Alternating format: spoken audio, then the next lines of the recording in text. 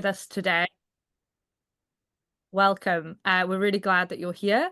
And we're going to get started straight away. And we know that more people will be joining us as the session goes on. So we're here today to share information about EdTech Hub's AI Challenge. The Ministry of Education AI Challenge is part of EdTech Hub's AI Observatory. And the AI Observatory is made possible by the support of UK International Development. So great to see you here today, and really looking forward to this conversation and to sharing some more information with you. So let's go on to the next slide. My name is Bryony Nicholson. I'm the collectives lead at the AI Observatory. And what that means is that as part of this work, for those of you who are successful, you'll be joining a cohort of people testing and learning about AI and education service delivery. And I'll be supporting that cohort. So might be seeing a bit more of you. And this is kind of an opportunity to share learning with each other, and to gain more than your individual projects. So to also learn what other people are doing, and how they're doing it. So looking forward to that work. I'm joined today by Alice Carter, the Innovation Lead at EdTech Hub. And Alice is going to be sharing today information about AI Observatory and about the Ministries of Education AI Challenge. And we're really grateful to be supported today by Gillian Mukungu. Gillian is the comms officer at EdTech Hub, and she'll be ensuring that we have a really smooth session today. I'm just going to make sure everyone who is in the waiting room is coming through. So some usual agreements for today's session. Please stay on mute unless we ask you to come off. And I know for a lot of you, having your camera on is going to interrupt your bandwidth. So completely appreciate that. But if you can turn it on, it's always lovely to see as many faces as possible and helps us to feel connected. And then our final ask of you is to please use the chat to ask your questions and to share thoughts along the way.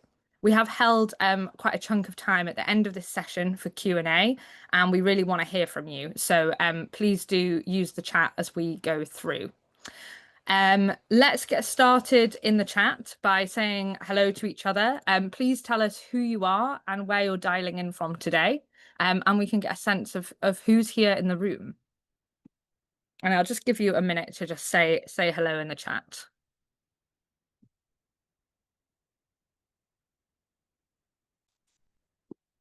I see lots of typing faces, which is a good sign.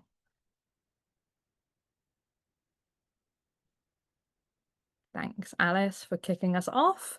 From Rwanda, I should say I'm in the UK. Gillian is in Kenya. Hi, Patria, from Jakarta. Welcome.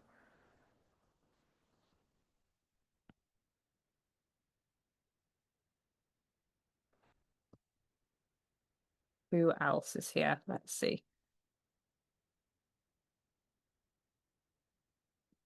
Hi, Ezra, also in Indonesia, and Sophie from Tanzania. Welcome. Sophia, my apologies.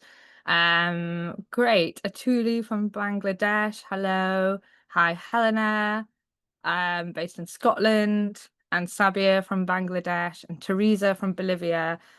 Wow, so amazing global spread. I'm really grateful, especially for those of you who are up early for this session, and staying up late as well. So yeah, great to have you here, and please do make the most of this time by asking the questions you want answered in the chat. So we'll hear an introduction from Alice to the AI Observatory and an overview of the Ministry's AI Challenge, and then we'll move into those Q&As. So over to you, Alice. Thank you very much. Thank you so much, Bryony. And hi, everyone. I'm so glad to be here, and so glad to see so many of you joining today. We're also recording for people who can't make it. So I'm going to try and talk us through a little bit about what the observatory is, but really to focus on this new challenge that we've launched. So before I get started, I know we haven't had everybody writing in the chat, but I do want to try and get this to be as kind of conversational as possible and to hear from you. So if you're able to access the chat, I'd love to start by just getting a sense from you. How many of you are using AI at the moment in your work? So you can just drop a note in the chat. Yes, I'm using it. No, I'm not using it. Maybe you can even say a little bit about how you're using it. I'd love to just see how many people are actually engaging with it day to day. Yep, of course, sure, daily. Yes, I'm using it. Love that. So, yes, I'm using it. Thank you, Sophia. People are using Claude, using it to support creative thinking. That's wonderful. That's really, really wonderful. And you know, this is the reality, is that AI is becoming completely part of the course and increasingly available for everybody to use.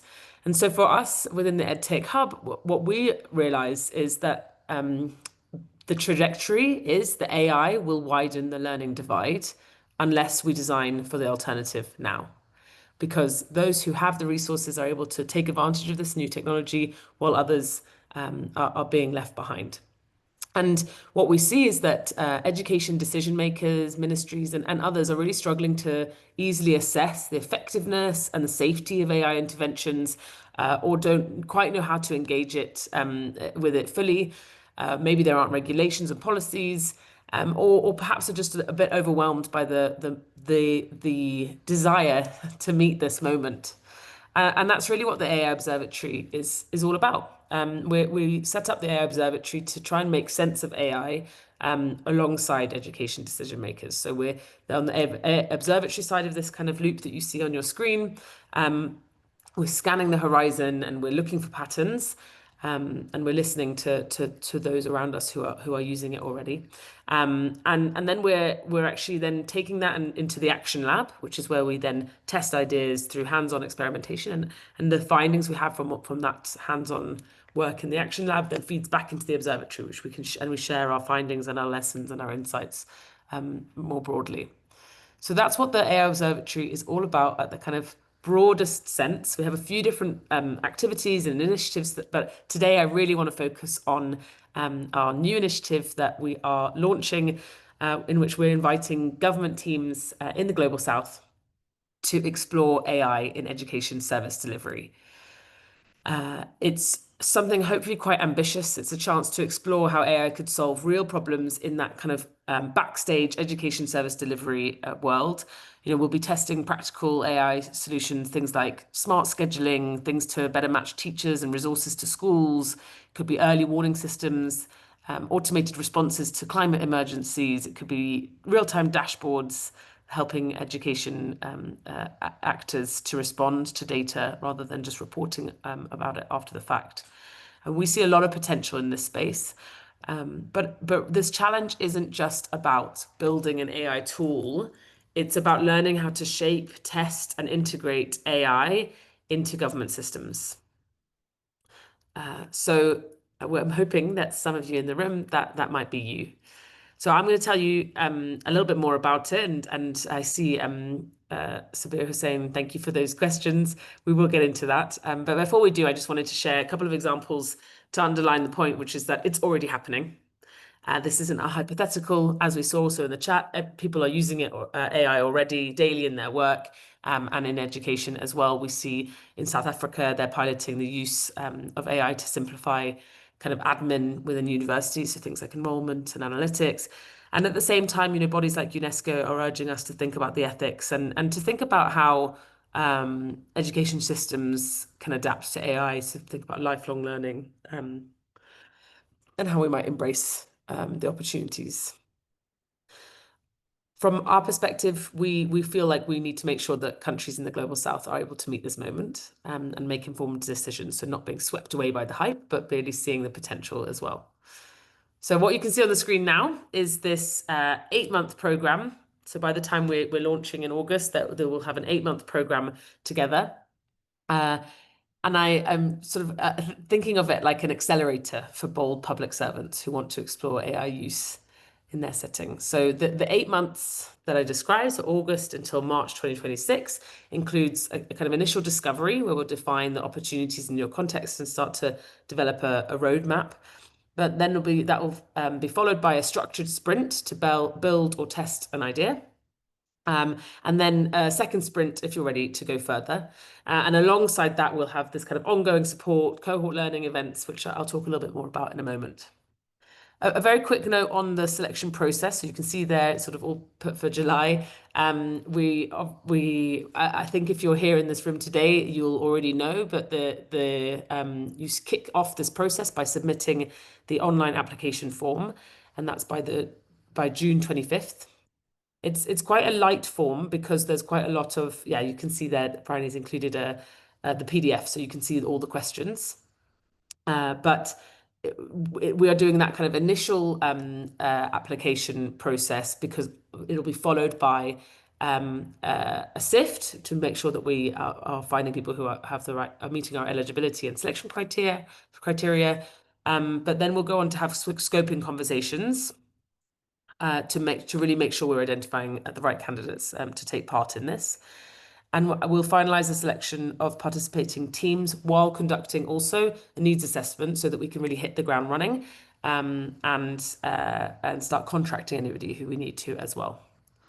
So all happening quite quickly. I'm going to spend a tiny bit more time just digging into some of the things that I know people will care about in particular. So I'm going to share the eligibility criteria and the selection criteria, and then a little bit more about what kinds of support you'll receive.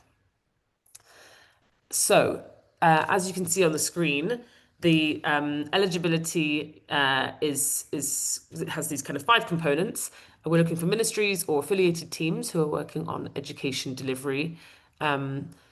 We focus on the Global South, so that's important too to be aware of. You'll need to be able to nominate a small working team. You need a named sponsor who can champion the work. And you need at least one person in the team to be able to work in English so that you can take part in online events and coaching sessions. Oh yes, sorry, Gillian, just back one slide. I just want to underline we've talked about this 8-month window, so August this year to March 2026. Within that, you need to be able to commit to at least one 3-month sprint. So we can kind of fit that into this window based around what the team need.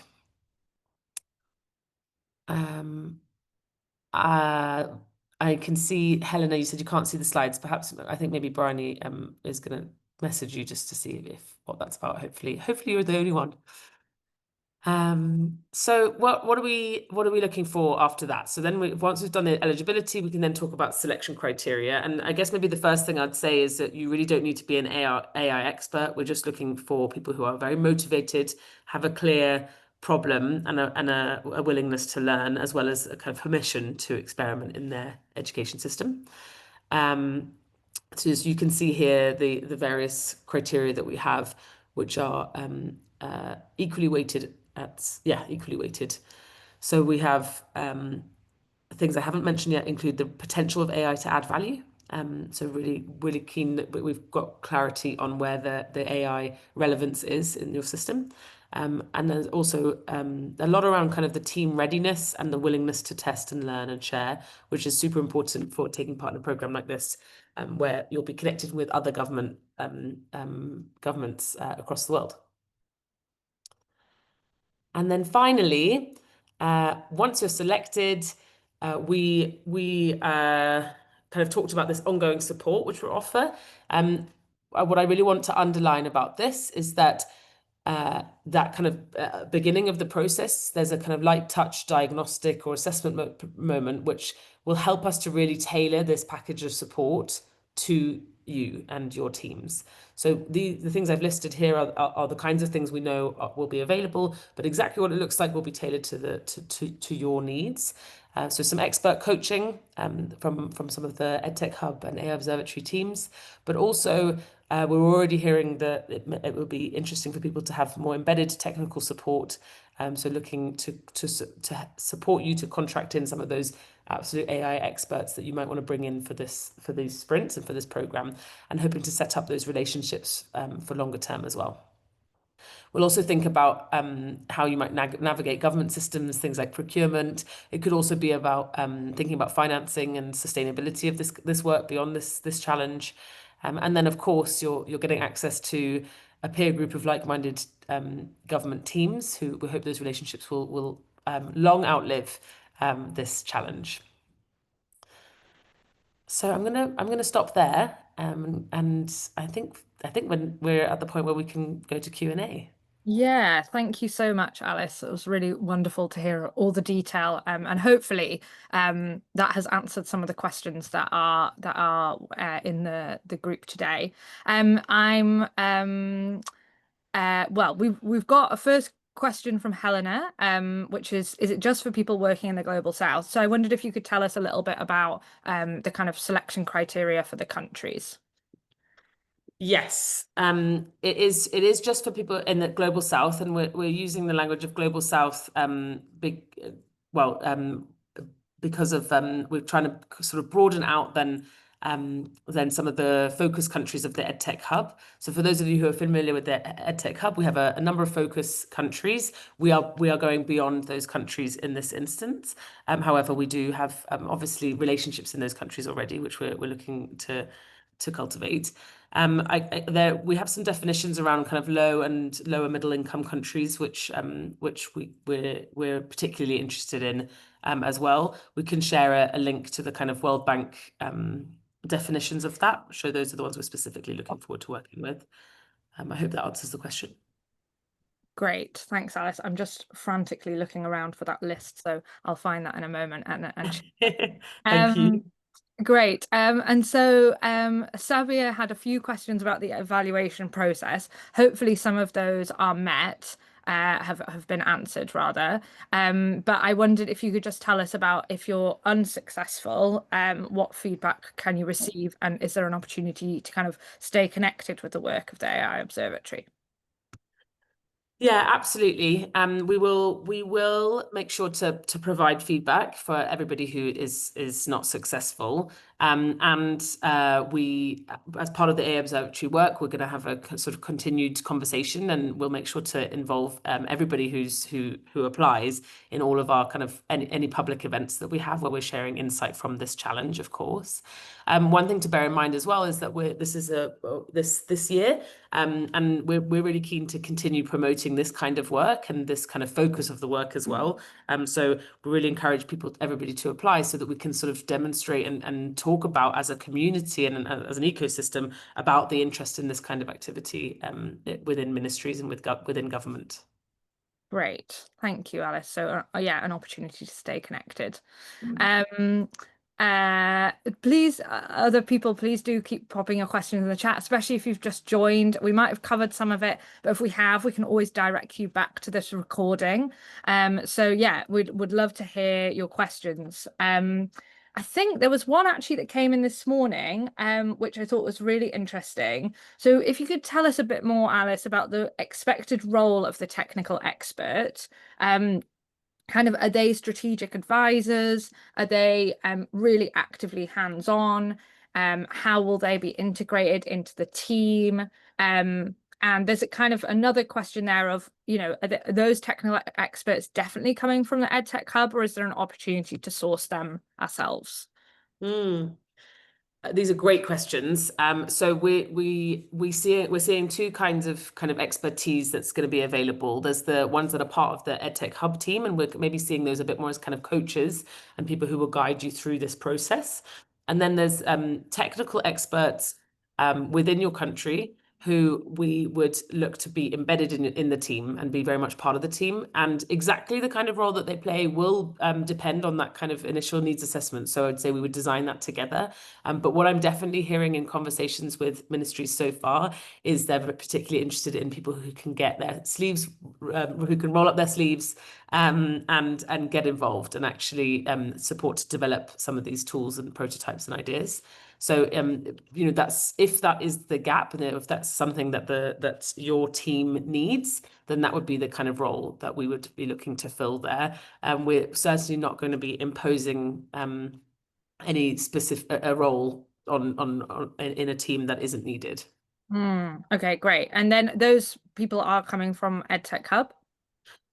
So, so yeah, there's kind of, as I said, there's maybe these kind of two categories. The ones who are coming from the EdTech Hub are maybe the global coaching who are going to guide you through the process, whereas the ones who are embedded in the team, they will be, we'll look together to recruit them. One thing that is available as part of the support package is that the EdTech Hub might contract them so that to speed up the contracting and so that we can support their salaries as part of the support package.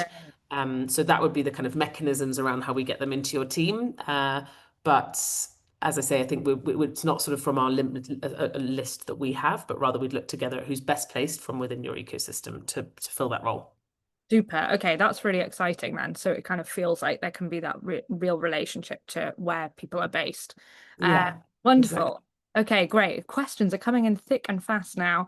Great. So I just wanted to share the list. I've just dug it out and copied the right words over. So just to show that that's the list of countries that we're focusing on. So defined from this list, low income economies and lower middle income economies. Patria, apologies if I'm pronouncing that incorrectly, is asking, I'm from an NGO and we will collaborate with our government partner in this challenge. I assume this is okay, and can we partner with more than one potential government partner, especially as they are from different government institutes and or regions? Mm. This is such great questions, Patria. Thank you so much. Yes, it's more than okay if you are working closely with the government on these kinds of these kinds of things. Then we're definitely interested in your application. I do want to underline, however, that we are with this challenge looking at the education service delivery side of things, so not student facing or anything uses of AI. And so as long as your relationship with government allows you to have the permission and the space to experiment and test ideas around education service delivery, then it's perfect. I'm very curious about this question about partnering with more than one potential government. The structures of the education systems look so different in each country. So my answer will be yes. It's go for it. Let's see those applications come in, and then we're gonna once we have all the applications come through, we can see how these things compare. I think I've understood correctly that you're thinking about basically submitting two applications, one with each government partner. And so what we might do is that as we get down the selection process and we have the scoping calls, we might look at how we involve the different partners or we make sure that they're involved. But yeah, that can come through those scoping calls, as I say. Great, thanks. And then we've got a linked question from Sabia, and then I want to come back to Clarissa's questions, but this just feels connected. So Sabia's asking how many applications could be submitted from a single country. So I think based on what you've just said, Alice, you're saying multiple, but we might be interested in how those groups talk to each other and how that actually kind of evolves into an approach that might meet multiple demands or, yeah, be across. Yeah, absolutely. So I would maybe add one thing, which is to say it's not going to help the application to have loads of applications. So it's not like a numbers game. So don't submit loads of applications thinking that will help you get through. But if they are distinct applications with different government partners that feel separate in your context, then I'm happy for us to see more than one come in from your country for sure. Great, thanks. And Sabia, it looks like you're in conversation with Atuli and you've shared contact details. So that's really great if you can kind of link up and see what else might be coming in. And Atuli, we really appreciate your support on that. Just coming to Clarissa's question, this is a question from someone in the ministry. And this is an interesting question because I think it kind of links to some other work that we're doing on the AI Observatory. So this is a question I think about involving teachers. So how do we, how might we, through this process, involve teachers or other units in the Ministry of Education that are relevant during the design implementation testing, and looking at possibly a plan to use teachers to support it, to use AI to support teachers in their work? Yeah, another really great question. So for the purposes of this challenge, we are as I said, focused on the education service delivery side of things. So not focused on teacher professional development or supporting teachers with lesson plans or things like that, which obviously are other use cases of AI. However, obviously, and we know that things don't exist in these very, very single lanes. So we're kind of open to the grey zone, I guess, is the way that I would describe that.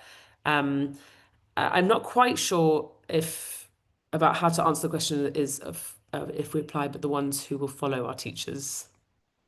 Yeah, I wasn't 100% sure on that either. So Clarissa, I'm not sure if I appreciate you're passing it on from somebody else. So if you can clarify at all. But what I would say as well to this is that we are currently running a survey about teachers' experiences of AI in the classroom, which is going to inform another piece of work on the AI Observatory. So if you do have the opportunity to share that link with teachers, that's an opportunity Mm. for teachers to be involved. So let me share that link with you. Um, so, great. Okay, so more questions about eligibility. So, Atuli's asking government approved universities or organizations like BRAC, can they apply? They're also not sure if they can do the implementations of AI in government systems. And then let's link these together. Sophia is asking, I'm a curriculum development. Can I apply, or is it only targeted to ministerial workers? So a bit Mm. kind of the who.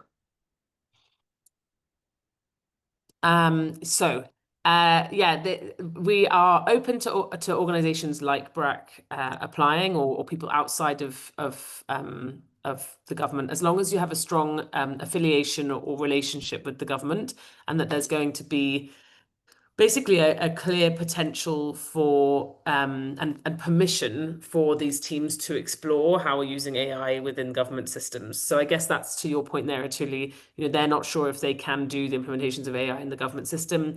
We would really be looking for them to for applicants to have existing relationships within government so that this challenge can meaningfully develop prototypes and roadmaps which are going to be picked up within government. So that would be my answer there. So it's BRAC, possibly yes, but provided they have this relationship with government and have the permission to explore and we'll be able to hand over the ideas or work with the government to actually implement these things longer term. Great.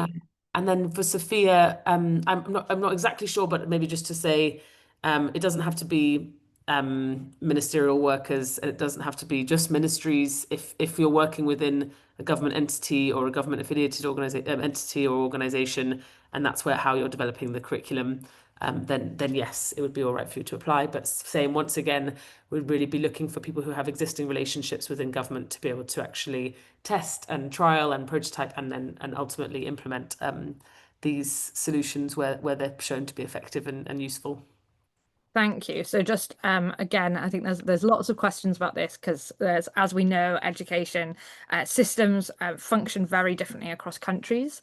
So Mm. Smila's asking, is it only open to kind of national level ministry employees, or could there also be subnational? So for example, people working in state or in province. 100%. We're 100% open to subnational ministries or departments and organizations. Yeah, absolutely. Okay, great. So yes, Samila definitely open to those people as well. Okay, so yeah, great question from Jaslyn. Will unsuccessful applicants be kept on the roster in case of another sprint or another round of the challenge opens? Yes, yes, absolutely. Everybody who applies will first of all just be invited to stay close to the work, and we'll be having some public facing events where we share learning and insight as well. So we'll make sure that everybody kind of keeps close to the work.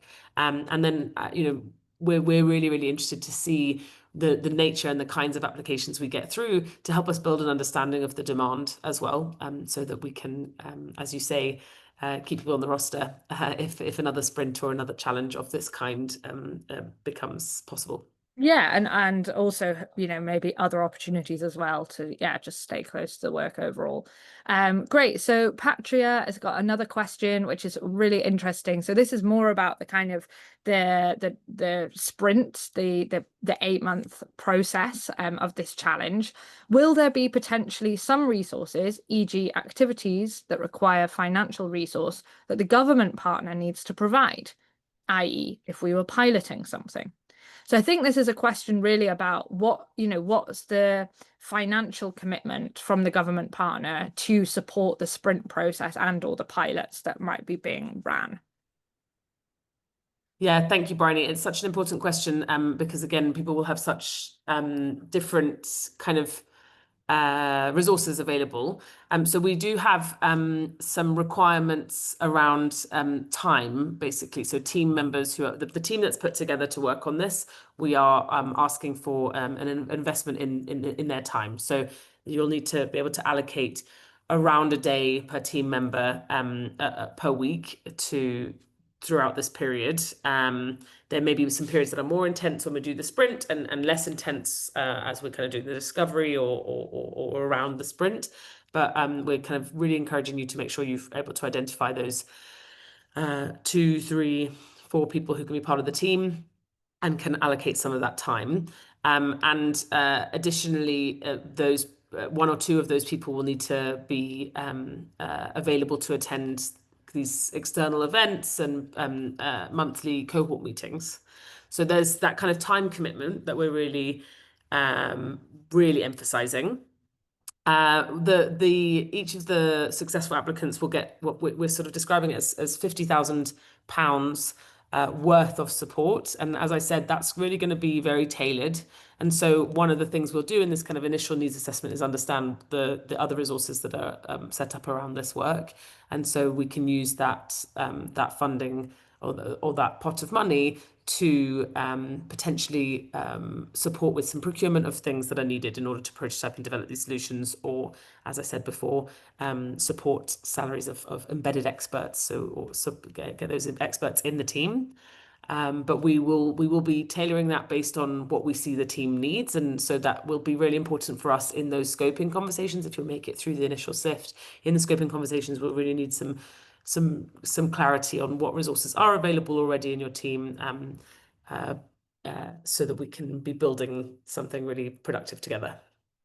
Super, thank you. That's really clear. Yeah, and I think it's going to be very much a kind of co-design process, so we can figure out both sides, what teams need and where to go from there. Great. All right. After that flurry, the questions have really slowed down. So I'm just going to give a final opportunity. If you've got anything burning, please do pop it in the chat now. Otherwise, I think we will move towards closing up this call. We will share this recording. So for those of you who joined partway through, there were quite a few people who came online sort of 10 to 15 minutes in, and we did cover a lot in that first section. So please do go back and revisit that if that would be useful to you.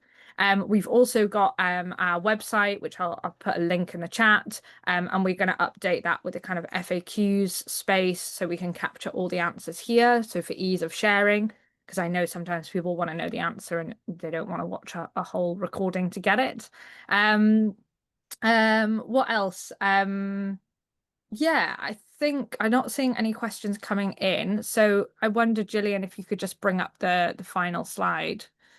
Oh, Samila's priming us. Okay, you can always pop it in the chat, Samila, and we can come back to you. But yes, thank you very much for joining. The deadline for applications, Alice, it's the 25th, isn't it? I'm realizing we should have had it on the slide here. Yeah, the 25th of June. Great. 25th of June. Maybe I could just say one quick thing, which is maybe my main takeaway from this information session for you all, which is that Bryony has shared in the chat, and maybe you can share it again, a PDF of the application form. It is really, at this point, really incredibly light. So I realize the Google Forms, you can't always see all of the questions. So when you go in there, you'll see it's really very light at this point.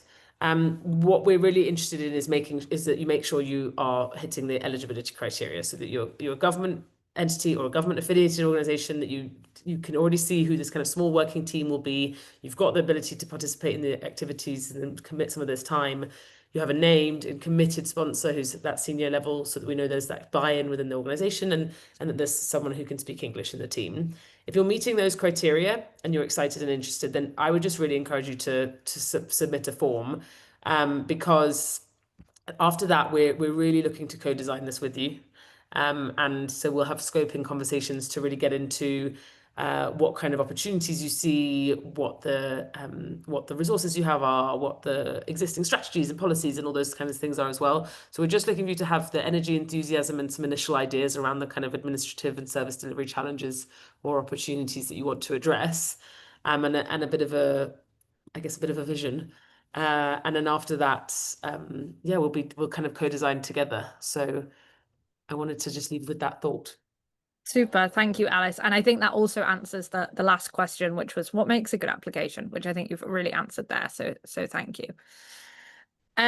Great. So we really look forward to receiving your applications.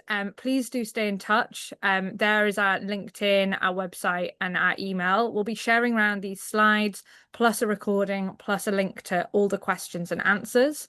And any further questions you've got in the interim, please just drop them in an email to us. And yeah, the deadline is on the 25th of June, and then we'll be moving through selection through July. So thanks so much for your interest, and enjoy the rest of your day. Take care. Thank you very much. Bye, everyone. Thank you. Thank you. Bye. Thank you.